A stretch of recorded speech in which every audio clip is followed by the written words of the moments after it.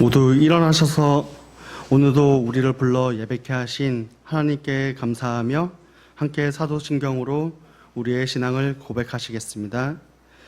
나는 전능하신 아버지 하나님 천지의 창조주를 믿습니다. 나는 그의 유일하신 아들 우리 주 예수 그리스도를 믿습니다. 그는 성령으로 잉태되어 동정녀 마리아에게서 나시고 본디오 빌라도에게 고난을 받아 십자가에 못 박혀 죽으시고 장사된 지 사흘 만에 죽은 자 가운데서 다시 살아나셨으며 하늘에 오르시어 전능하신 아버지 하나님 우편에 앉아 계시다가 거기부터 살아있는 자와 죽은 자를 심판하러 오십니다. 나는 성경을 믿으며 거룩한 공교회와 성도의 교제와 죄를 용서받는 것과 몸의 부활과 영생을 믿습니다. 아멘. 모두 기뻐하며 승리의 노래 부르리 찬양하시겠습니다. 박수 치면서 찬양하시겠습니다.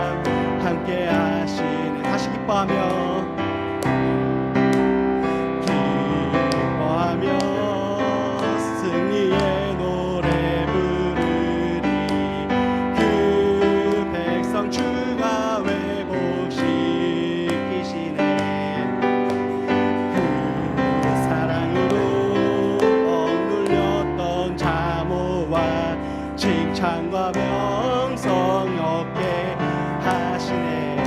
다시 기뻐하시며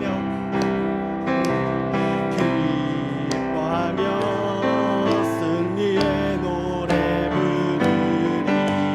그 백성 주가 회복시키시네.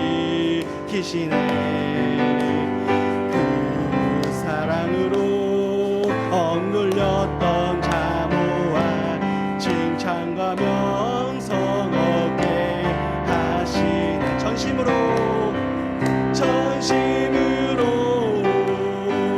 기뻐하리. 전능의 왕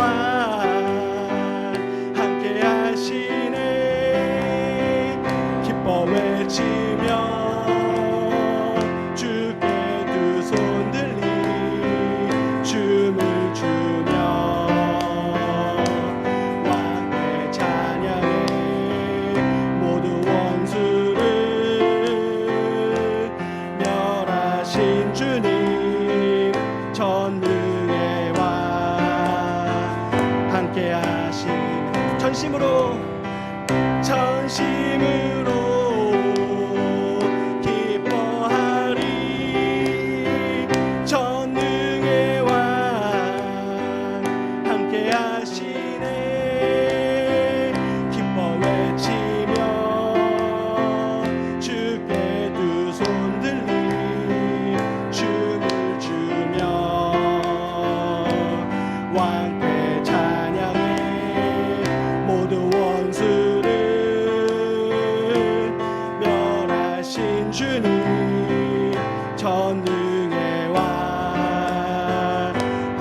하시네. 모두 박수 치며 오늘 이렇게 예배케 하신 주님께 찬양 올리시겠습니다.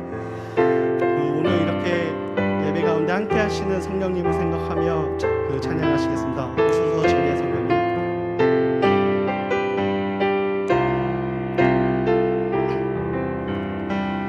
오소서 진리의 성령님, 이 땅 흔들며 임하소서. 거짓과 탐욕 죄악에 무너진 우리 가슴 정케 하소서. 오소서 은혜의 성령님. 오소서 은혜의 성령님, 하늘 가르고 임하소서. 거룩한 불꽃 거룩한 불꽃 하늘로서 임하사 타오르게 하소서. 주 영광 위에 풍의 불길 타오르게 하소서. 진리의 말씀 이 땅 새롭게 하소서. 은혜의 강물 은혜의 강물 흐르게 하소서. 성령의 바람 이 땅 가득 불어와 흰 옷 입은 주의 순결한 백성, 주의 영광 위에 이제 일어나 열방을 치유하며 행진하는 영광의 그날을 주소서. 오소서 진리의 성령님. 오소서 진리의 성령님, 이 땅 흔들며 임하소서. 거짓과 탐욕 죄악에 무너진 우리 가슴 정케 하소서. 오소서 은혜의 성령님. 오소서 은혜의 성령님, 하늘 가르고 임하소서. 거룩한 불꽃 거룩한 불꽃 하늘로서 임하사 타오르게 하소서. 주 영광 위에 풍의 불길 타오르게 하소서. 진리의 말씀 이 땅 새롭게 하소서. 은혜의 강물 흐르게 하소서. 은혜의 강물 흐르게 하소서. 성령의 바람 이 땅 가득 불어와 흰 옷 입은 주의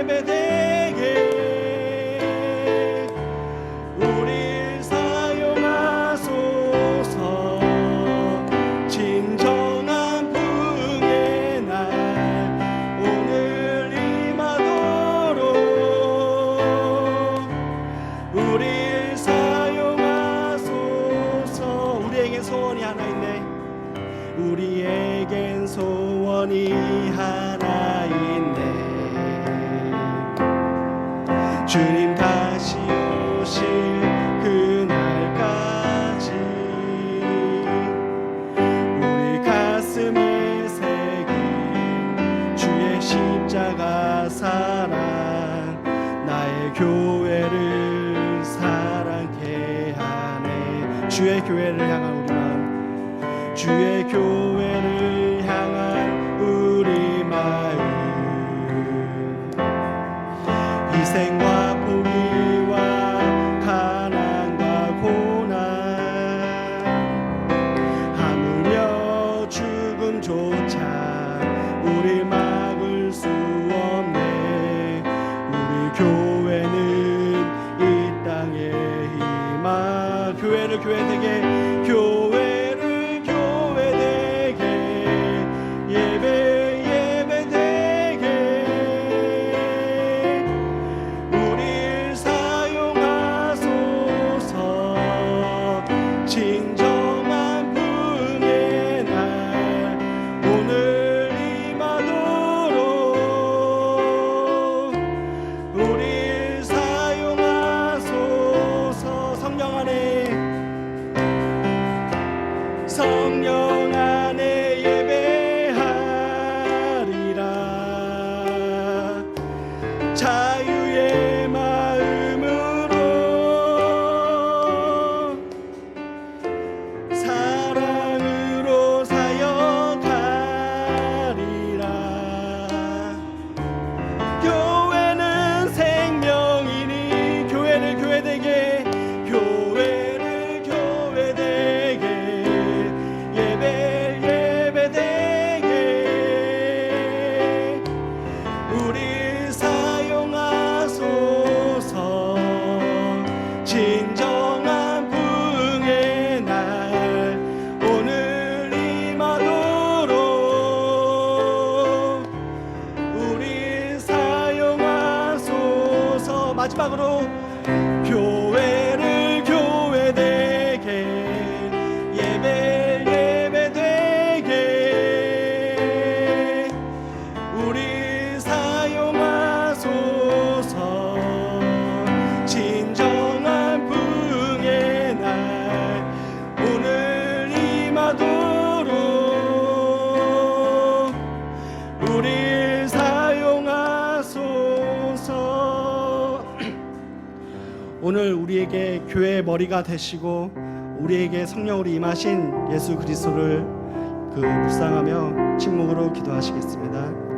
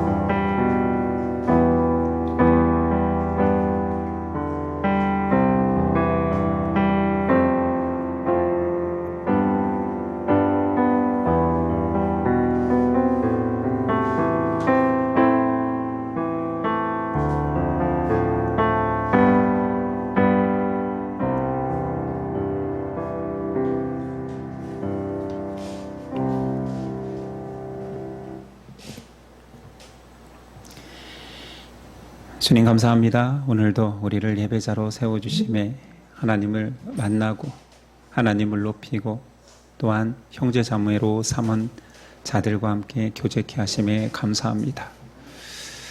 매주 드리는 예배의 형식이 되질 않기를 원합니다. 우리 마음속에 이 예배가 내가 호흡하는 순간이 되게 하옵소서. 예배를 통하여서 다시 소성케 되는 은혜를 맛보게 하옵소서. 하나님을 향한 시선이 흐릿해질 때마다 다시 예배 속에서 임하시는 하나님을 바로 선명히 바라볼 수 있는 우리 되게 하옵소서. 우리는 이 은혜의 장중에 참여한 자입니다. 아직도 세상에서 방황하며 그 은혜를 모른 채 살아가는 자들이 있습니다. 나름 만족한다 하지만 본성은 속이는 것입니다. 만든 자, 창조하신 분을 알지 못한 피조물은 온전할 수 없음을 인정케 하옵소서. 오늘 우리가 그 하나님을 인정하는 마음이 커져 주인 있는 소유물로서의 기쁨을 누림으로 우리의 기쁨이 하나님을 모르는 자들의 심령 속에 전달되게 하옵소서. 그러기 위해서 예심이 하나 되게 하여 주시고 예심 안에 기뻐하게 하여 주시고 슬픈 자, 힘든 자들 위로받는 곳이 될 수 있도록, 그래서 나아가 하나님 안의 기쁨을 자랑하고 전하며 살아갈 수 있는 자 될 수 있도록 도와주옵소서. 예배에 드린 예물이 있습니다. 이 예물이 공동체를 세우며 이 공동체에 들어와 누군가가 또 복음의 기쁜 소식을 누리고 전하는 장소 될 수 있도록 역사하옵소서. 주여 말씀하옵소서. 주의 종이 듣겠나이다. 예수 그리스도의 이름으로 기도드립니다. 아멘. 우리 일어나셔서 십계명 낭독이 있겠습니다. 하나님이 이 모든 말씀으로 말씀하여 이르시되 나는 너를 애굽 땅 종되었던 집에서 인도하여 낸 내 하나님 여호와니라. 제1은 너는 나 외에는 다른 신들을 내게 두지 말라. 제2는 너를 위하여 새긴 우상을 만들지 말고 또 위로 하늘에 있는 것이나 아래로 땅에 있는 것이나 땅 아래 물속에 있는 것에 어떤 형상도 만들지 말며 그것들에게 절하지 말며 그것들을 섬기지 말라. 제3은 너는 내 하나님 여호와의 이름을 망령되게 부르지 말라. 제4는 안식일을 기억하여 거룩하게 지키라. 제5는 내 부모를 공경하라. 제6은 살인하지 말라. 제7은 간음하지 말라. 제8은 도둑질하지 말라. 제9는 내 이웃에 대하여 거짓 증거하지 말라. 제10은 내 이웃의 집을 탐내지 말라. 예수께서 이르시되 내 마음을 다하고 목숨을 다하고 뜻을 다하여 주 너희 하나님을 사랑하라 하셨으니 이것이 크고 첫째 되는 계명이요 둘째도 그와 같으니 내 이웃을 내 자신같이 사랑하라 하셨으니 이 두 계명이 온 율법과 선지자의 강령이니라. 아멘.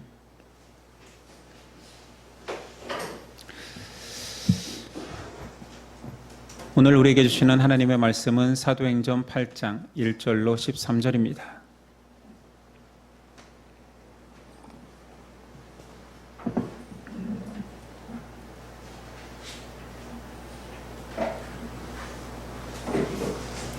사도행전 8장 1절로 13절까지 저와 여러분들이 한 절씩 교독하겠습니다. 8장 1절입니다.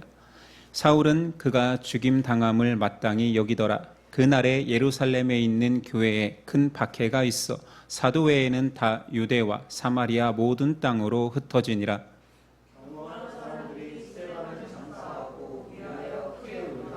사울이 교회를 잔멸할세 각 집에 들어가 남녀를 끌어다가 옥에 넘기니라.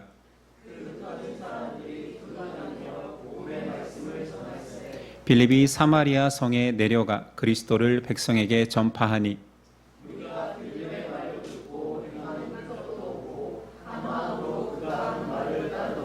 많은 사람에게 붙었던 더러운 귀신들이 크게 소리를 지르며 나가고 또 많은 중풍병자와 못 걷는 사람이 나으니 그 성에 시몬이라 하는 사람이 전부터 있어 마술을 행하여 사마리아 백성을 놀라게 하며 자칭 큰 자라 하니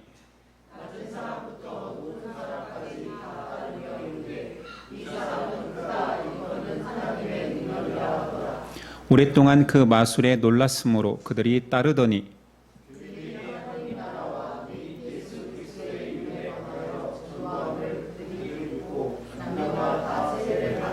함께 있습니다. 시몬도 믿고 세례를 받은 후에 전심으로 빌립을 따라다니며 그 나타나는 표적과 큰 능력을 보고 놀라니라. 아멘. 오늘 말씀의 제목은 복음의 큰 기쁨을 누리라. 복음의 큰 기쁨을 누리라 라는 제목으로 나누겠습니다. 지난 시간의 내용은 스데반의 공의 설교와 그 이후에 스데반의 죽음을 보았습니다. 우린 순교하면 신앙인의 입장에서는 아름답고 거룩한 것이지만 그냥 일반적인 사회에서 본다라면 사람이 사람을 미워서 죽인 행태입니다. 살아있는 가축을 죽이는 것도 쉽지 않을진데 사람이 사람을 아니, 원수졌습니까? 아마 원수라도 생명을 끊는 것은 쉽지 않을 것입니다. 그런데 이 죽음을 주도한 자들이 공회원, 당시 최고의 지성인이며 고위 종교 지도자들이 스데반의 죽음에 동조했습니다. 그리고 오늘 말씀에는 그 사건 이후의 전반적인 분위기가 이렇습니다. 1장 상반절, 사울은 그가 죽임당함을 마땅히 여기더라. 인간은 참 무서운 존재입니다.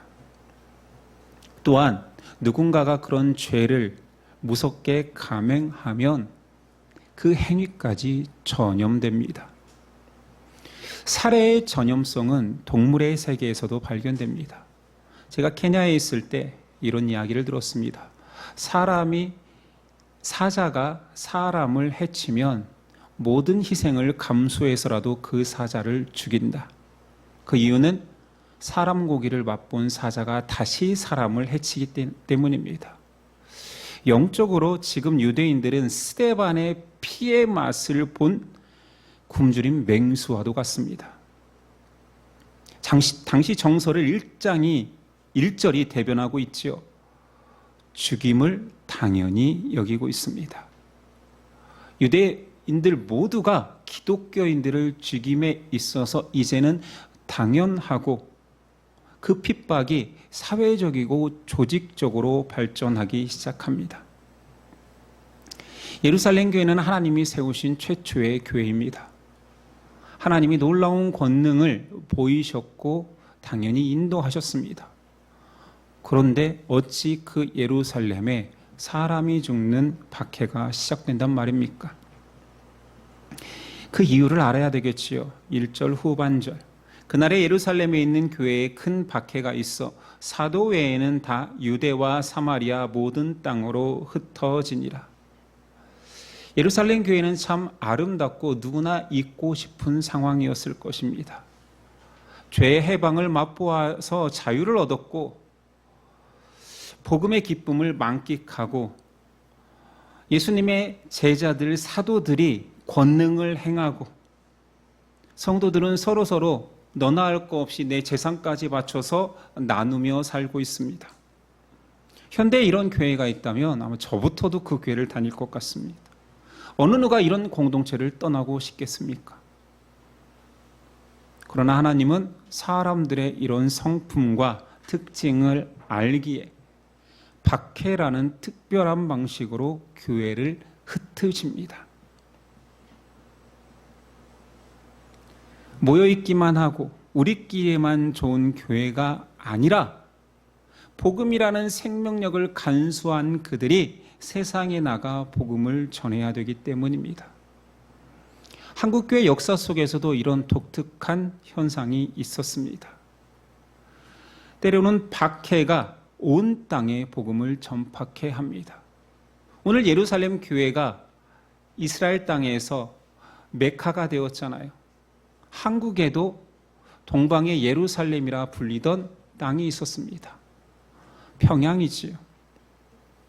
평양 장대연 교회에서 시작된 평양 대부흥 운동은 평양 전체를 복음으로 뒤집어 놓았습니다. 매일매일 집회가 이루어지고 수많은 사람들이 교회로 몰려들었고 회심의 역사가 일어났습니다. 교회 역사 속에서 20세기 최대의 성령 운동을 평양 대부흥 운동이라 칭합니다. 그만큼 놀라운 일이 이 땅 평양에서 이루어졌는데 하나님은 그 교회를 흩으셨습니다. 얼마 후에 한국 전쟁을 통하여서 평양에 있는 성도들이 전국 방방곡곡으로 피난을 떠났습니다. 이 일이 사실은 왜 하나님의 교회에 하나님의 권능 이후에 그 교회를 공동체를 치실까 의문이 있었지만 결과적으로 남한 전역에 피난 온 사람들이 교회를 세워 한국 땅이 복음화가 되었습니다. 피난 온 사람들이 교회를 세운 대표적인 교회가 서울의 영락교회죠. 하나님은 그 백성에게 고난을 허락하십니다. 그 이유 첫 번째는 그 고난이 끝이 아니기 때문입니다. 인생의 끝이 죽는다 할지라도 새 생명과 영원한 삶이 있음을 하나님은 알기에 이 땅에서의 고난은 나름 괜찮습니다. 또한 고난 속에서 사람의 존재의 본연적인 본질을 깨닫게 된다는 거지. 사람이 사람을 죽이는 그 상황 속에서 생명의 주관자를 떠올리게 됩니다. 그리고 죽음보다 더 강력한 은혜가 있음을 감격하고 그 은혜를 전하기 때문에 사실은 하나님은 고난을 허락하십니다. 사도행전 1장 8절은 사도행전 전체의 핵심 줄거리이자 주제입니다. 오직 성령이 너희에게 임하시면 너희가 권능을 받고 예루살렘과 온 유대와 사마리아와 땅끝까지 이르러 내 증인이 되리라 하시니라. 이 성경 말씀처럼 예루살렘 교회를 흩으니 온 유대와 사마리아까지 복음이 전파되기 시작합니다. 오늘 말씀 속 사마리아 지역에는 빌립 집사가 갑니다. 4, 5절 그 흩어진 사람들이 두루다니며 복음의 말씀을 전할세 빌립이 사마리아 성에 내려가 그리스도를 백성에게 전파하니. 박해가 아니었으면 유대인은 결코 사마리아 땅에 발을 들이지 않았을 것입니다. 같은 동족이지만 정통 유대인이라 자부하는 자들은 사마리아 땅을 발조차 내딛지 않습니다. 그래서 위로 올라가려면 오히려 사마리아 이스라엘의 윗지역이 사마리아이기 때문에 그 위로 올라가려면 돌아서 요단강을 건너 멀리 돌아갔습니다. 내려올 때도 마찬가지입니다. 그 정도로 미워했지요. 그 이유는 여러분들도 알 것입니다. 이스라엘이 북이스라엘과 남유대로 나누어졌을 때 북이스라엘은 BC 722년 북아수르에 멸망했습니다. 아수르는 잔인하게도 민족 혼합 정책을 써서 혈통을 다 섞어버렸습니다. 또한 그들을 이주시키고 이방인들을 그 땅에 이주시켜서 그들이 가지고 있는 우상도 함께 믿게 했습니다. 이렇게 피도 섞이고 신앙도 섞였기 때문에 정통 유대인들은 그들을 이방인보다 더 낮은 존재로 취급했습니다. 그래서 남유다도 멸망하여서 바벨론 포로로 끌려갔다가 다시 돌아와 그들이 첫 번째 한 일은 예루살렘 성전을 재건하는 거였잖아요. 그때 사마리아 사람들도 그 재건에 동참하기를 원했으나 유대인들이 거절합니다. 너희는 선민이 아니야. 너희는 이방인보다 더 낮은 존재야. 함께 할 수 없어. 그래서 어쩔 수 없이 사마리아 땅에는 그리심산에 성전을 짓고 제사를 드리기 시작했습니다. 그러니 유대인이었던 빌립 집사도 사마리아에 복음을 전하기 싫었을 것입니다. 그러나 핍박에서 가장 안전한 곳은 또한 그곳이었습니다. 빌립이 그곳에 가서 복음을 전합니다. 6절이야. 우리가 빌립의 말도 듣고 행하는 표적도 보고 한 마음으로 그가 하는 말을 따르더라. 많은 사람에게 붙었던 더러운 귀신들이 크게 소리를 지르며 나가고 또 많은 중풍병자와 못 걷는 사람이 나으니. 빌립이 복음을 전하니 예수님이 하나님 나라를 전할 때와 똑같은 현상들이 나타납니다. 병자가 낫고 귀신이 쫓겨나고 죄에서 해방되어 참 기쁨을 누리는 자들이 등장합니다. 사마리아라는 잘못된 신앙과 우상이 뒤섞여 있던 그곳에 복음이 심겨지고 사람들은 회개하고 세례를 받습니다. 여기서 우리가 예수님 당시에도 비슷했지만 착각하지 말아야 되는 것은 기적이 일어나니 복음을 믿는 것이 아닙니다. 복음 하나님의 기쁜 소식은 그 자체로 사람을 변화시킵니다. 복음의 능력 안에서 기적도 맛보는 것일 뿐이지요. 이 전후 관계가 바뀌면 굉장히 위험합니다. 진리가 비진리로 참 복음이 물탄 복음이 될 수 있습니다. 경건한 신앙인들은 항상 이것을 염려하고 경계했지요. 연리신학자 보네퍼가 그래서 십자가의 공로로 주어진 값비싼 은혜를 많은 성도들이 값싼 은혜로 전락시킴을 문제 삼았지요. 오늘 사마리아 땅에도 이 문제가 발생합니다. 복음의 능력에 기뻐하기보다 신비한 능력의 달콤함에 취하는 자가 발생했습니다. 성경은 그를 마술사 시몬이라 말합니다. 마술사, 지금 현대의 마술사는 아니겠지요. 종교 혼합주의에 빠져 있는 사마리아의 마술사는 현대적 의미로는 주술사에 가깝습니다. 실제로 주술과 마술을 통하여서 신비한 능력들을 행하는 자들입니다. 지금으로 말하면 무당이라 말할 수 있습니다. 여러분 무당 잘 모르지요? 사람들이 무당에 빠지는 이유에는 신비한 일들이 실제로 일어나기 때문입니다. 마술사 시몬도 그러나 빌립의 전도에 믿고 세례를 받습니다. 13절 시몬도 믿고 세례를 받은 후에 전심으로 빌립을 따라다니며 그 나타나는 표적과 큰 능력을 보고 놀라니라. 근데 문제는 이 시몬의 신앙이 아름답지 않습니다. 성경은 그가 무엇을 믿었는지 구체적으로 명시하지 않습니다. 믿고 세례를 받았는데 목적어가 없어요. 믿음의 대상이 없습니다. 이것은 기록자의 실수가 아니라 성경이 정확히 의도적으로 생략한 것입니다.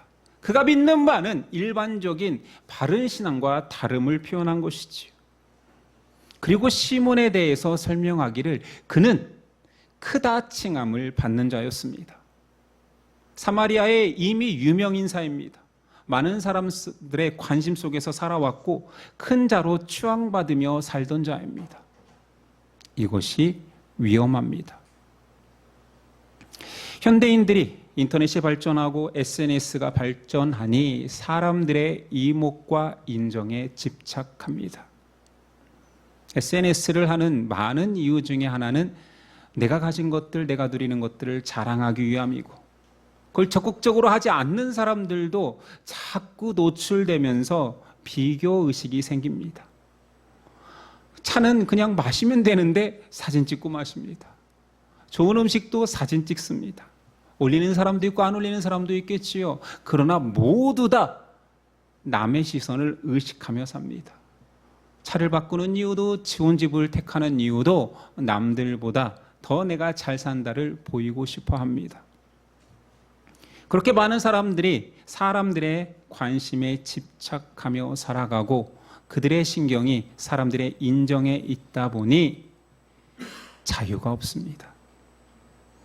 시몬은 이미 주술로 인정받아 오고 있다가 빌립의 권능, 빌립의 하나님 성령의 능력의 권능을 보고 이 신비한 현상에 마음을 빼앗깁니다. 빌립의 행한 일이, 그 기적 같은 일들이 가짜는 아니지만 그것에 집착할 때 복음의 본질을 망각합니다. 복음은 말 그대로 기쁜 소식, 하나님께서 죄를 그리스도를 통하여서 속량하셨다는 사실입니다. 이 본질을 기뻐하지 아니하고 기적과 치유에 집착하고 그것에 환호성을 지릅니다.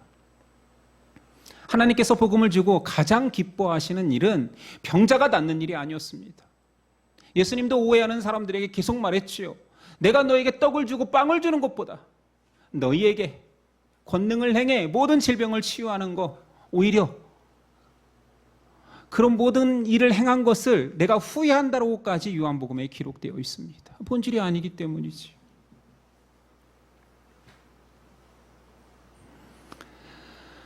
그러나 시몬은 이것에 빠져들기 시작합니다. 결국 진리를 망각하는 실수를 저지르지요. 이것은 현대 신앙에서도 드러나는 문제점입니다. 신앙이 하나님의 뜻보다 자기 욕망 추구의 수단이 될 수 있다라는 것을 보여주지요. 시몬과 같이 자기 욕망을 위해 신앙을 추구하는 자들이 안타깝지만 생각보다 많은 것이 현실입니다. 교회에 와서 성령의 뜻에 순종하는 데 관심이 있지 않고 성령의 능력을 얻는 데 관심이 있습니다. 이 지점에서 신앙의 왜곡이 시작되지요. 물론 우리 예심성 멤버들은 없기를 바랍니다. 최근에 한 기사에 이런 제목이 있었습니다. 한국 사회가 무속에 병들고 있다라는 특집 기사였습니다. 이 시기에 이런 기사가 나온 이유는 정치적인 것 같아요. 최고 지도자들조차 무속 이슈가 끊이지 않고 있습니다.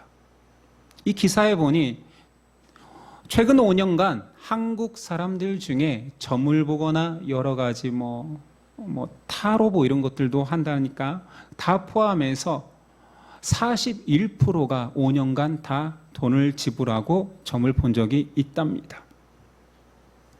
그렇게 많은 숫자는 아닌가요? 저는 놀랐는데요. 그 중에 크리스찬들도 있을 거 아니에요. 무속신앙이 굉장히 강하다라고 우리 속에 인식하고 있는 일본은 16%입니다. 2위가 일본인데 아시아에서 우리가 압도적으로 많은 점을 보고 있지. 기사에 계속 보니 최대 무속 단체에 속한 등록된 무당만 30만 명. 그래서 이 신문사가 추측하건대 2025년 현재 한국에 무당으로 활동하는 사람은 80만 명에 육박한다라고 기록되어 있었습니다. 한때 기독교 국가를 만들겠다고 했던 한국. 전 국민의 4분의 1이 교회에 다닌다고 했던 한국. 전 국민이 이 기사처럼 무속에 병들고 있습니다. 그리고 안타깝지만 이 많은 숫자 속에 교회 다니는 성도들도 포함되어 있을 것입니다. 교회를 다닌다고 해서 다 진리에만 관심이 있고 하나님을 주인 삼는 사람만 있는 것은 아닙니다. 사마리아의 빌립에 의해 하나님의 복음이 전파되었습니다. 많은 사람들이 회개하고 세례를 받음으로 하나님을 주라 고백하고 큰 기쁨을 누립니다. 그러나 그 속에서 그 큰 기쁨을 누리지 못하기 때문에 자기 만족을 구하는 자들도 발생합니다. 이것은 어느 곳에서나 발생할 수 있는 일이며 시대를 불문하고 존재하는 현상입니다. 그러므로 한국 교회도 마찬가지겠지요. 그래서 우리를 점검해 보아야 됩니다. 교회를 다니지만 큰 기쁨에 빠져 있지 않으면 종교조차 신앙조차 자기 만족을 위해 본질을 깨닫지 못한, 그러나 내가 종교를 통해서 정말 많은 것을 누리고 있다고 착각하는 불쌍한 사람이 될 수 있습니다. 보네포의 말처럼 값비싼 은혜를 값싼 은혜로 바꾸는 실수를 지금도 저지르고 있을 수 있다라는 거지요. 오늘 말씀은 하나님의 섭리를 보여줍니다. 현상적으로 성도들의 핍박이 왜 일어날까라고 의문이 들지만 하나님의 인도하심입니다. 예루살렘 교회에 거대한 광풍이 불었습니다. 그러나 그 광풍은 성도들이 민들레 홀씨처럼 유대 전역에 퍼지게 했습니다. 외형적으로는 교회가 흔들렸죠. 박해받았죠. 그러나 영적 내적으로는 하나님의 인도하심입니다. 하나님께서는 교회를 하나 되게 합니다. 복음으로 하나 되게 한 것이요.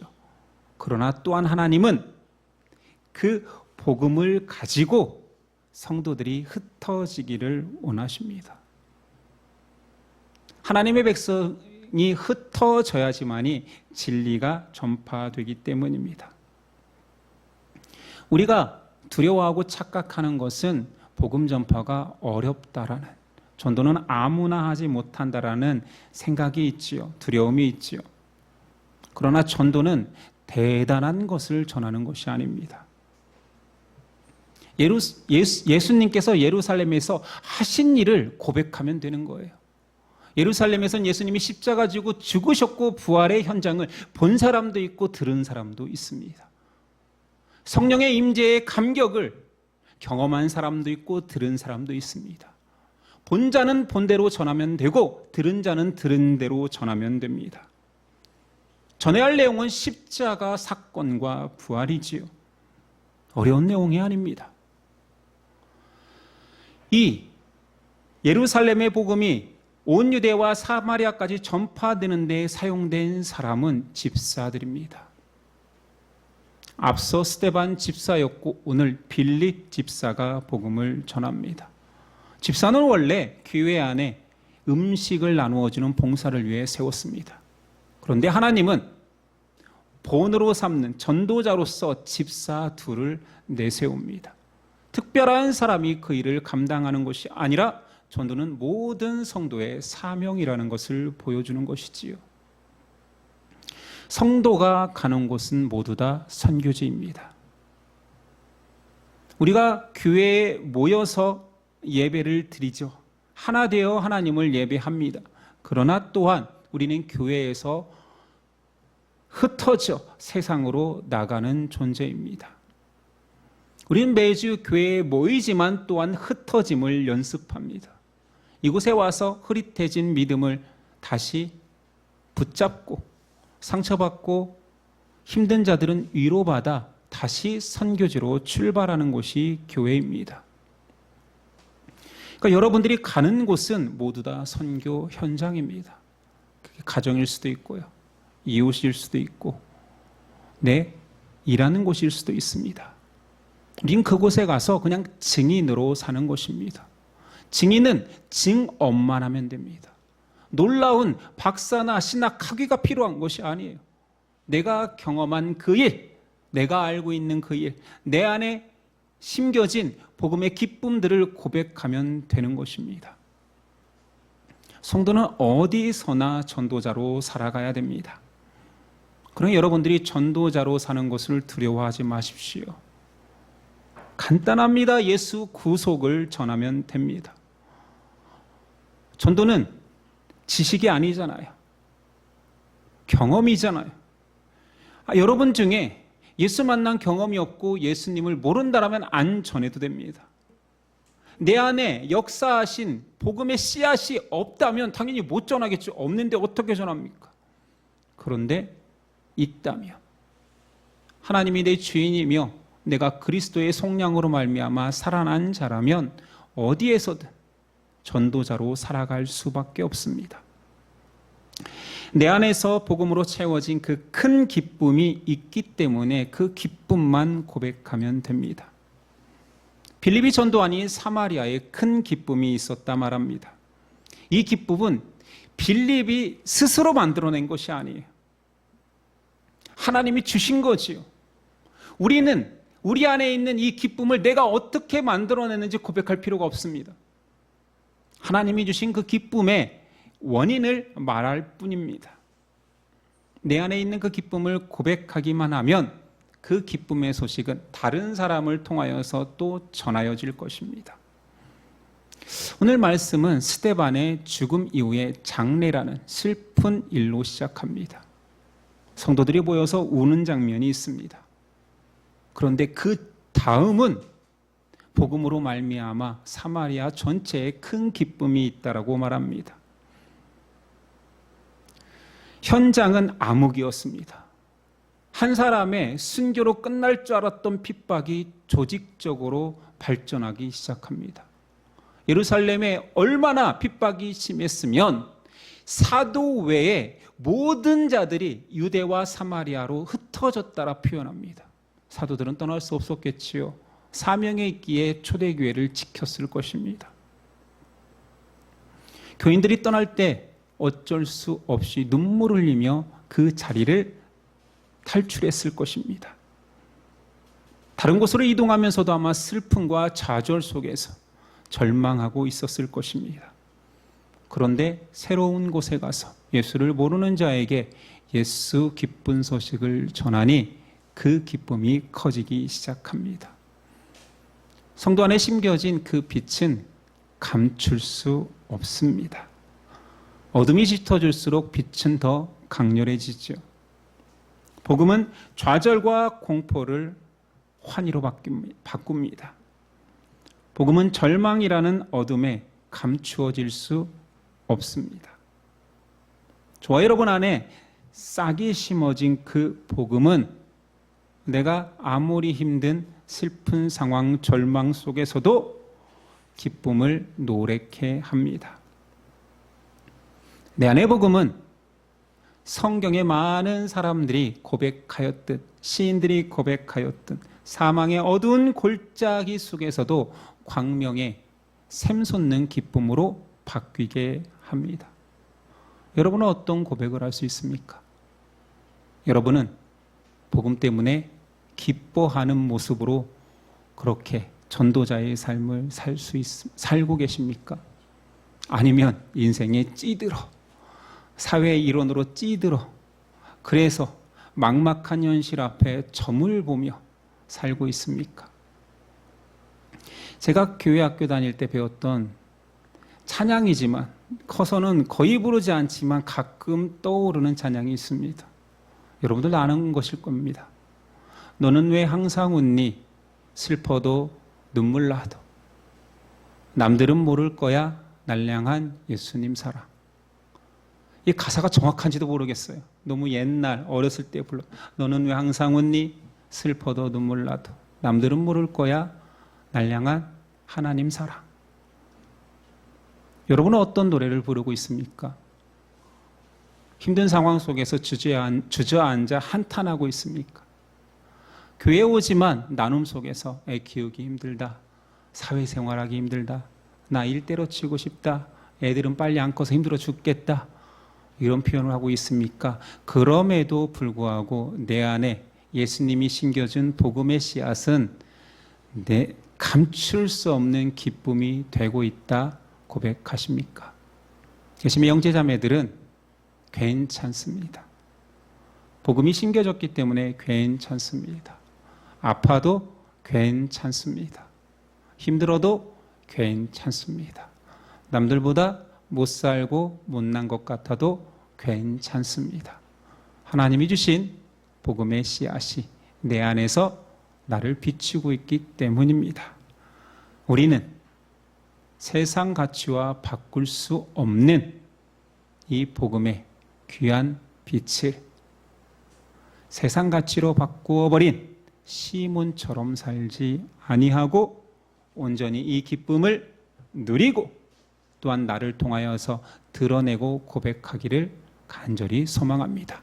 기도하겠습니다.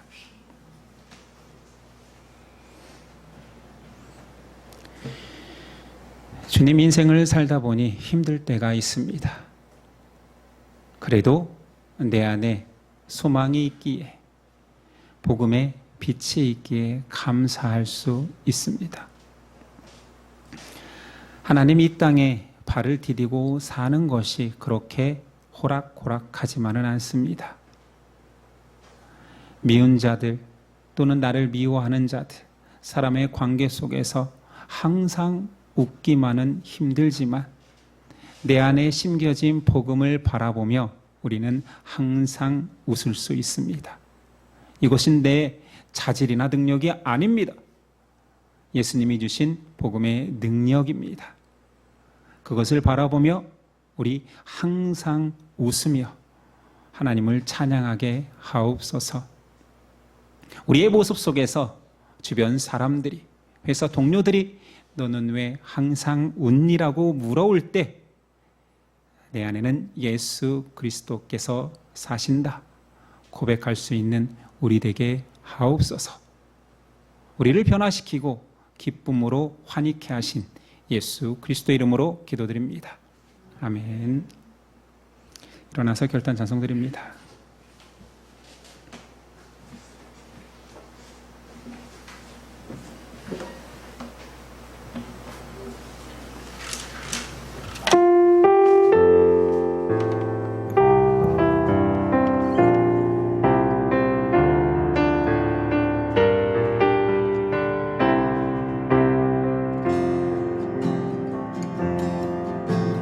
나 주님의 기쁨 되기 원하네.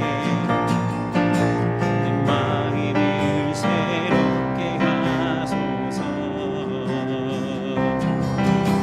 새 무대가 되게 하여 주사.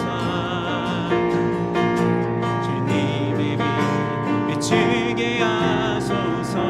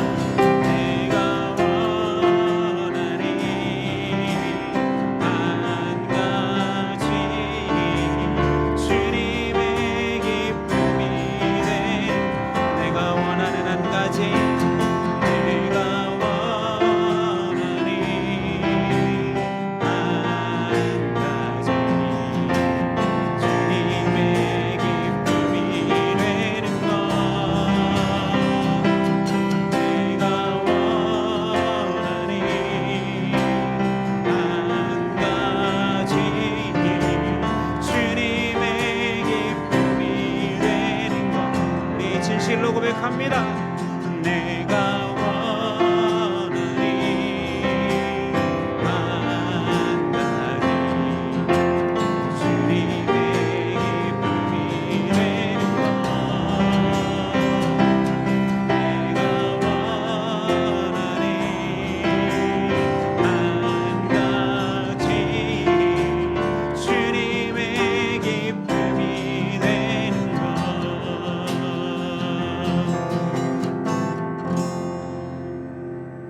기도하겠습니다.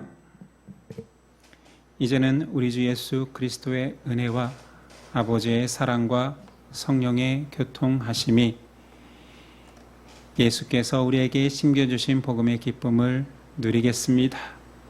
고백하겠습니다. 전하겠습니다. 다짐하는 저와 예심 형제의 자매 가운데 지금부터 영원까지 함께 하시기를 간절히 축원하옵나이다. 아멘.